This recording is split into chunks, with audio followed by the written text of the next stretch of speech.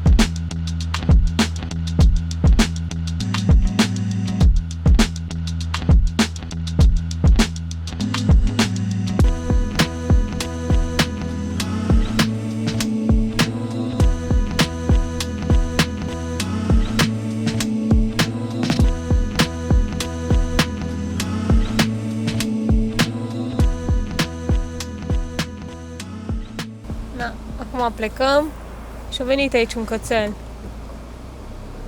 să caute de mâncare, dar n-avem nimic. Facem înapoi urcarea asta faină aici. Ne-am fost coborâți.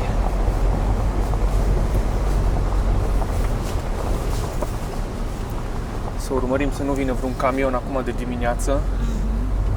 În dreapta e liber, așa-i? Da, e liber. Stânga la mine e liber. Cam îngust pe aici. Trebuie avut grijă. Da, bun. Și noi aici facem în dreapta. Vedeți, în față și arată interzis. Ce hai cât e gaura. Încă vine mașină din față. Ei, da, e circulat deja.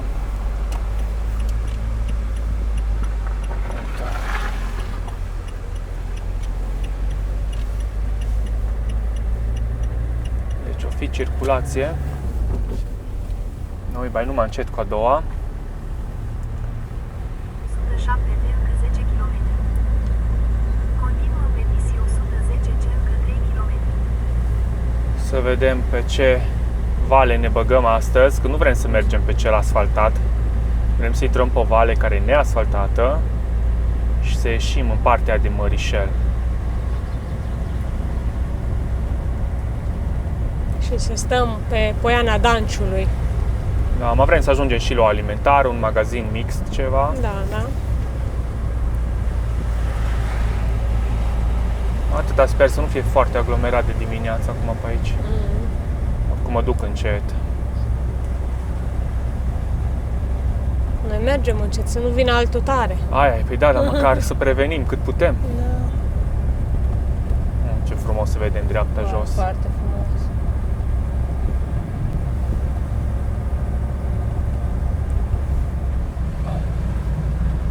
Uite că aici arată un loc de parcare, ceva. Poate se vede ceva belvedere. Uite aici, da, uite. Nu-i ceva aici? Așa, pur și simplu un refugiu. Da, un refugiu.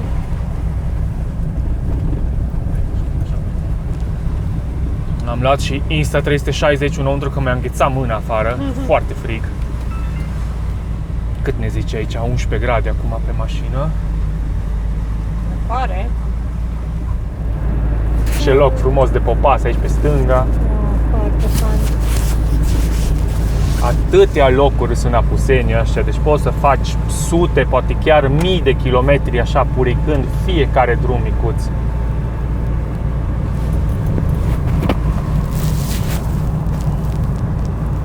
No, ne plac foarte mult munții Apuseni, toată zona asta aici. Prea am avut nici noi timp să venim, dar cred că o să ne facem și o să stăm mai mult pe aici. Ar fi fain, sincer, să venim cu motorul, poate chiar să găsim un camping oficial unde putem să lăsăm toate și să te plimbi cu motorul pe aici în continuu. Te vine mașina, ai grijă? Da, mi-a văzut, ne lasă să trecem. Da.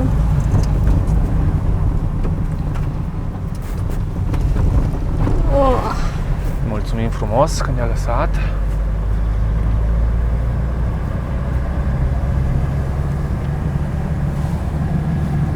Acum o să avem aici o curbă foarte strânsă la dreapta. Uite că mai vine o mașină. Bă, dar e circulat de dimineață.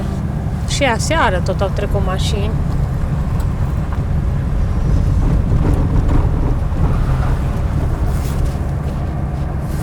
Totuși e ora 10 deja, înseamnă că s-au pus oamenii să circule.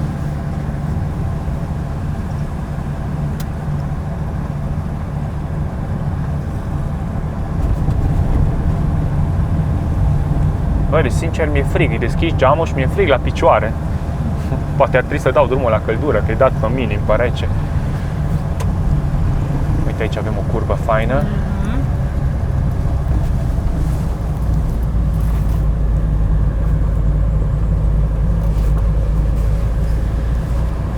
Ce fain să văd jos pomii. Sper. Noi acum urcăm, după care iară coborâm, bineînțeles, ca să ajungem în valea aia unde vrem să facem dreapta.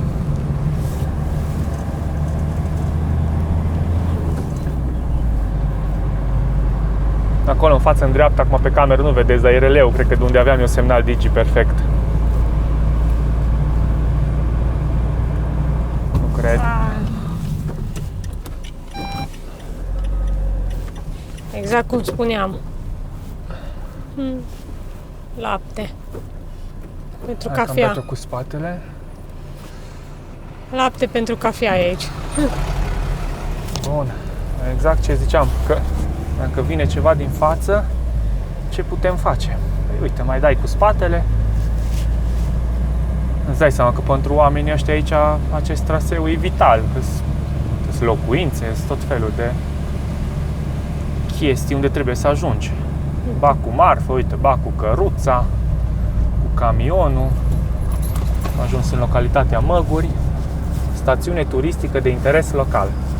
Ce frumos! Uite aici, localități autentice din Apuseni. Uite, vacurile. Uite cum duce doamna vaca la Acum păscut. oare mergi pe contrasens? Hai, văcuță. Hai că te lăsăm să treci, că ești prioritară pe aici. Să rămână, doamnă.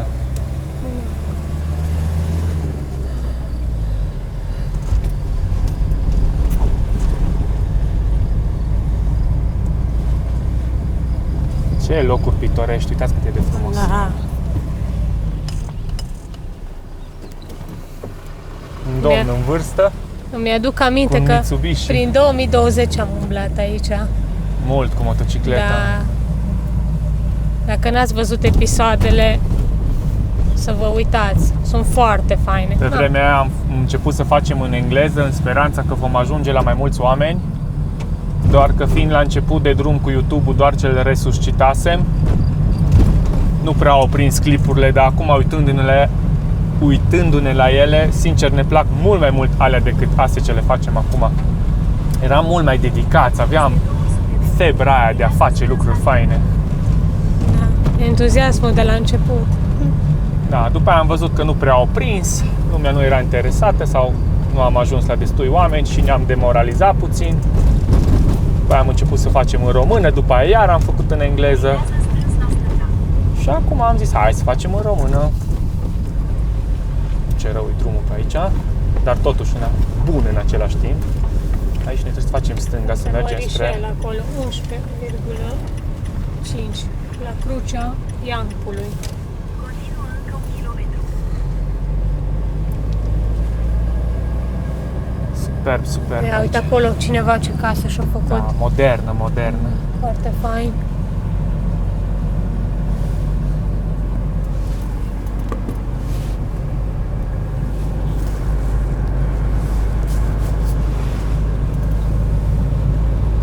Uite, încă o căruță. Sperăm să putem trece de ea. O să ne vadă.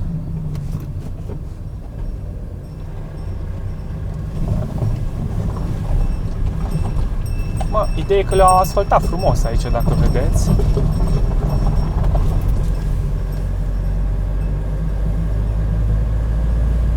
Suntem undeva foarte, foarte sus, din câte observ. On the top. Mergem puțin pe culme, după care începem coborârile. Am ajuns la punctul în care trebuie să facem stânga. Se pare că asfaltul s-a terminat, dar încă tot sus suntem. Abia acum începem coborârea. Nu-i foarte rău, pare doar așa prăfuit, pietruit. Începem coborârile.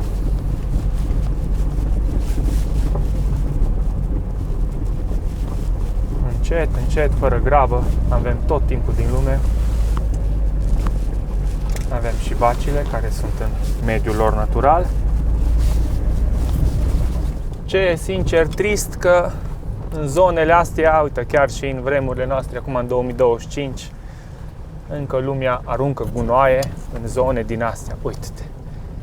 De ce ai veni aici să arunci, nu știu, un pet de plastic, o pungă de plastic, orice ce nu e biodegradabil? De ce ai lăsat gunoi aici? Ăștia sunt oamenii. Uite. Iei frumos cu tine și ți-l duci jos, oriunde găsești un tomberon, în prima localitate, în primul sătuleț. Nu știu, foarte ciudat. Am mai făcut aproape 3 km și am ajuns jos în vale. Uitați ce frumos curge apa aici. Trecem podulețul și noi acum avem două variante. Ori mergem în față și teoretic ajungem cumva oarecum în același punct, sau facem dreapta și o să facem un mic ocol pe vale, o să mergem spre Mărișel, o să ajungem și la un magazin mixt și atunci revenim roata și ajungem tot în punctul unde am fi ajuns dacă mergem pe drumul ăsta. No, eu zic să facem planul inițial, hai să mergem pe vale. Așa ne este dat și pe traseu. Să mergem pe vale și avem încă 3,7 km. Cred că ăla-i dat magazinul mixt. Nu, e punctul ăla nostru. Nu-i magazinul, e doar un punct pe care l-am dat noi pe vale, pe care ni l-a recomandat Mihai Colceriu. Am vorbit aseară cu el și el tot se plimbă pe aici cu motocicleta. El are grupurile lui de oameni cu care fac tot felul de trasee faine și el ne-a recomandat să intrăm pe vale și inițial am zis că poate și rămânem acolo să mâncăm, să stăm un pic și după aia să ne continuăm drumul. Drumul e destul de accesibil și cu dubița. Uite că vin frumos cu 10 la oră, cu a doua. Uai, ce faină e trecerea asta aici. Uite-te, ce fain e. Wow. Ce apă curată, na, asta da.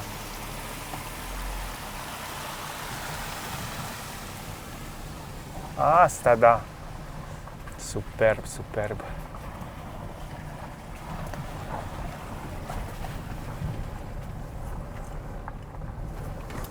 E chiar păcat să nu oprești să iei apă de izvor, să umplem aici bidoanele și ce mai avem. Wow! N-ai cum. Uite aici vreme. Superb, superb, superb.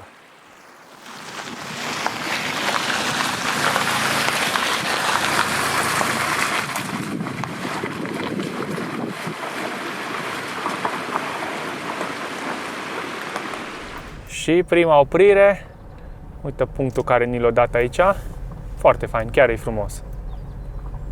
Chiar e fain. Aici facem micul dejun, frumos, o pauză de o jumătate de oră. Și după aia să vedem cât mai avem, dacă scot punctul ăsta, elimină. Nu am internet să-mi recalculeze, bine. Dar am eu. Are Iasmina trecut aici. Ai frumos.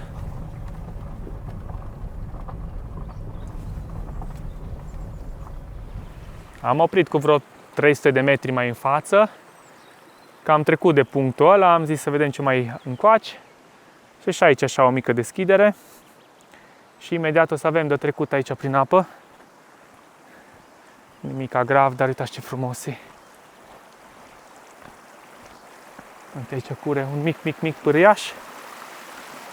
Trecem și ne continuăm drumul. Mai avem 10 km până la magazin, la un ABC.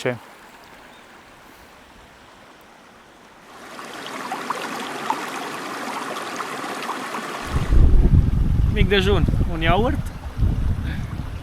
Suficient până mai mergem un pic. Te oprești într-un popas aici, așa, într-un loc atât de frumos și vii și întâlnești, uite, pachete de țigări, doze de bere, plasticuri Lego, capace, tot felul. Bă, oameni buni, vi greu, mă, să vi le luați cu voi înapoi. Uite, ciorapi, ia, ciorapi uscați. Asta. De la apă minerală.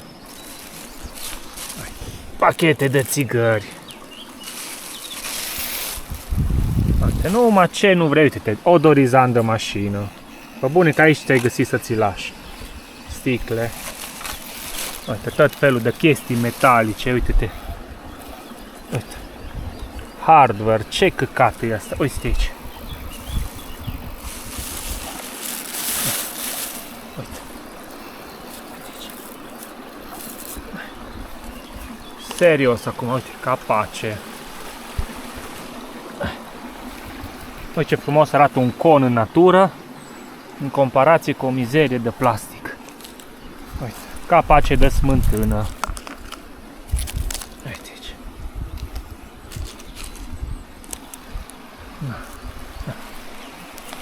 Morning. Da, ce vrei și ce nu vrei. N-ai cum, bă, n-ai cum. Omul cel mai sălbatic animal.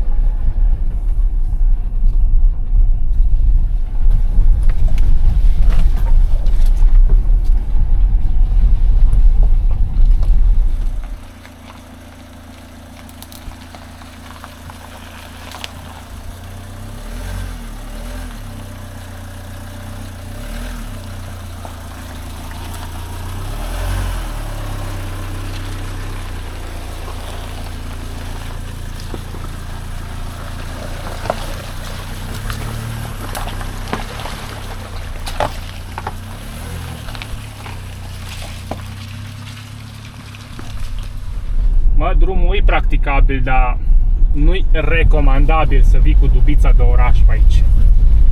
Numai dacă vrei să fii țăcănic, nebun. Cum e Robert? Da. Aici e drum din ăla de jeep-uri, ATV, nebunii din astea.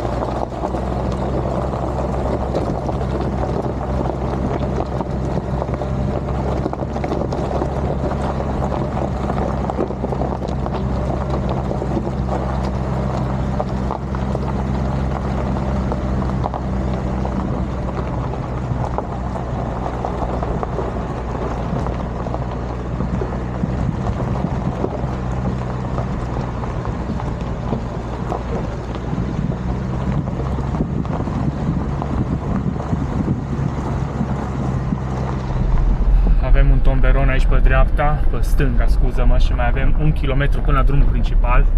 Și facem și o scurtă pauză. Viața mea, ce drum! Deci ăsta nu e drum recomandabil. Să spui la careva, hai cu dubița că merge. Nu. Nu. Cu motor, jeep. Hai afară să aruncăm alea la gunoi. Hai să lăsăm să se hodine mașina un pic. E și deschid capota un pic să se aerisească. De capul meu. Ce nebunie a fost. Nu fot de pietre, mă, că eu sunt cu gume de iarnă numai, nu sunt cu AT-uri sau cu ceva foarte groase. Ia, Și plin de... găsi și un tomberon. plin de pietre din alea tăioase și mișcătoare și... ce e aici? Totul curat.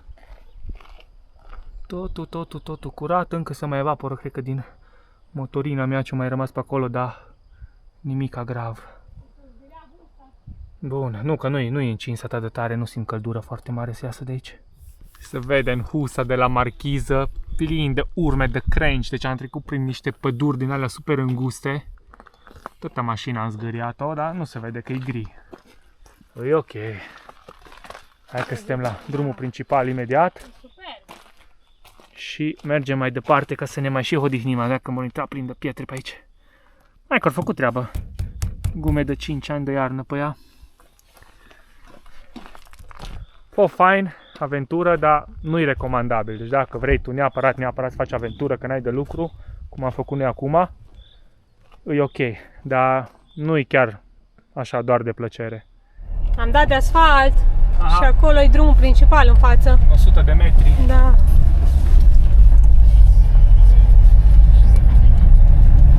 Ia ce frumos aici tot. Ce frumos. Bun, aici îmi pun și o centura. Virează la stânga pe strada principală, DJ108B. Și Digi pe aici. Să facă semnal. Avem stop, ne asigurăm, dreapta liber, stânga liber. No, hai până la ABC, la butic. Continuă pe strada principală, după aia 3 mergi. km. Uai, cum merge duba pe asfalt. Da. Și pe aia în Poienițe la relaxare.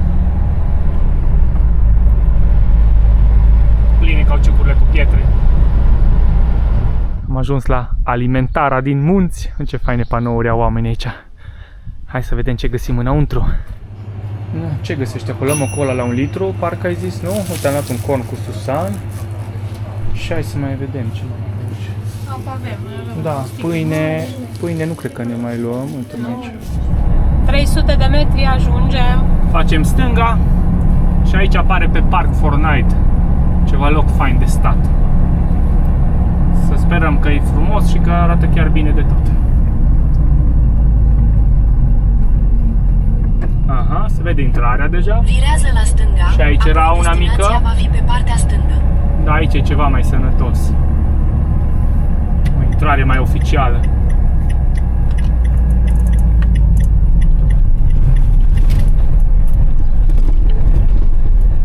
Destinația este pe partea stângă. Ce aici? Avem și albine. Aici pe platou, cred că. Da. Uite acolo unde e, uite ce fain. Uite acolo la colonele. lemnuțul ăla. Exact. Uite că e și loc de foc aici.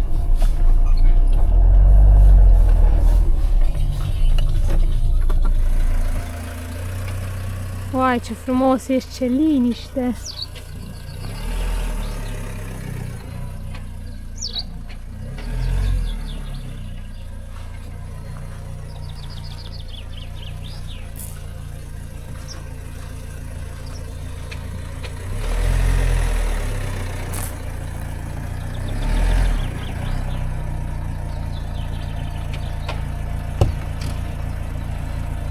Ceva de genul? E ok acum să ai soare la panouri, că după aia poate o dăm mai în spate sau da. Da. Dacă tot ne-am parcat, zic și eu că e timpul să ne mai pregătim ceva de papa. Iasmina își face cafea acolo cu aparatul de la Utin. E o sculă excelentă acest aparat portabil. Oriunde ești, uite, în natură, la loc de muncă, indiferent unde ești. 50 de ml de apă, o capsulă de cafea și te-ai scos.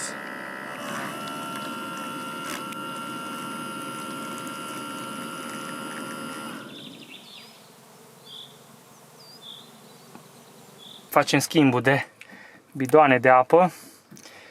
Că nouă, cu câteva zile înainte să plecăm de acasă, mi s-a stricat unul din ăsta, dar din ăla albastru, simplu, cu metal, din Jumbo. Și am fost să ne mai cumpărăm și n-am mai găsit. Și așa că am scociolit aici, am pus cu bandă izolantă, găurica. Și acum ne-a mai rămas doar o sculă din asta și să nu mai umplu sticla. Acum, uite că face numai transferul și gata. Avem din nou apă. Bun, hai că ne pregătim de niște frigărui. Iasmina pregătește aici salata de crudități. Eu între timp mă duc să pregătesc butelia și să încing tigaia de fontă. Din nou frigăruile noastre preferate de la Lidl.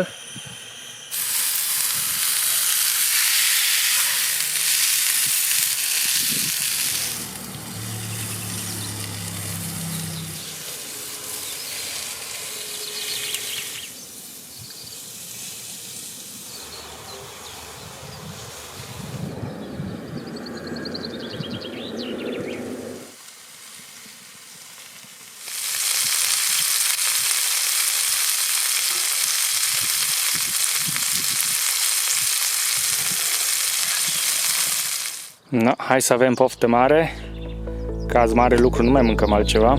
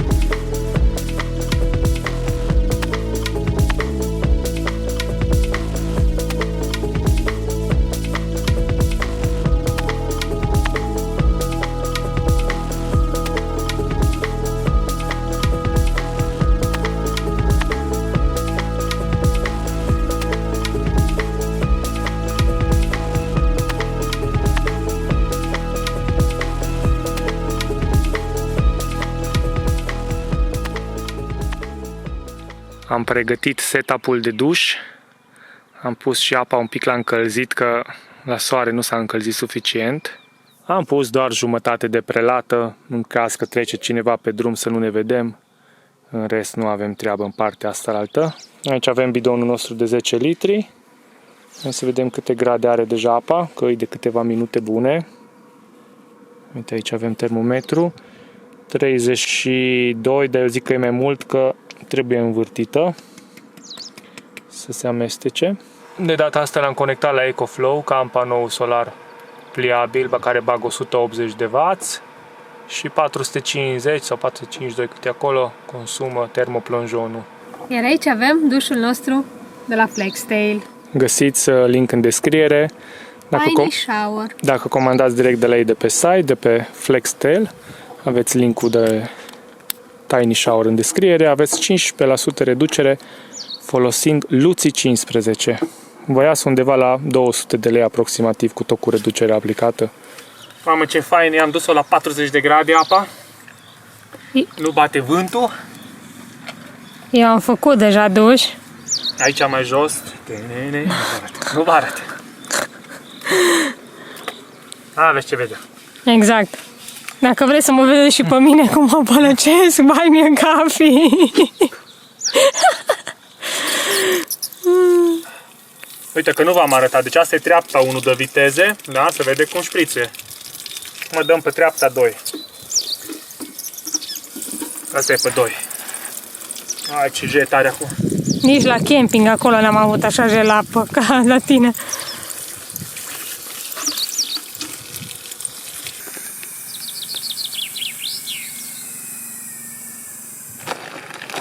Precăm așa vreo un minut jumate. Chiar 3.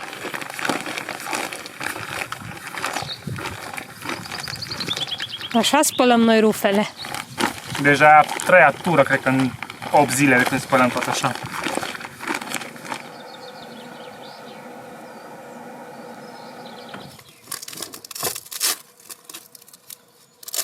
Aici e parcarea principală. Auzi. Dar noi am lăsat-o pe marginea drumului. Vă place ce televizor am? Toată lumea își caută loc de parcare. Sub anii 90, că cu motorul negru. Și un model nou 750, care urmează tot cu motor negru. Da.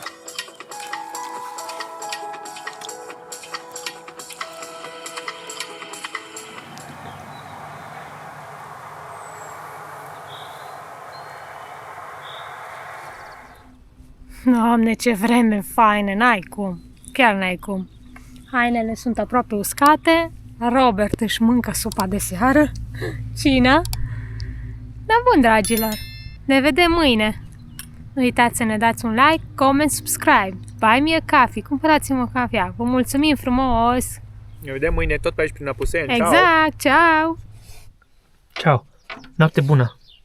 Să ne păzești dacă vine ursul, oaia, lupul, capra, oricine vine, bine? Da. Mulțumim de vizita de seară. Mulțumim că ai fost și după masă. Ciao. Ciao. Uite cum te el ce ochi are. Uite-te la el, mă, ce ochi are, mă. Ai milă de el. Ciao. Capul, vezi că să te lovească ușa.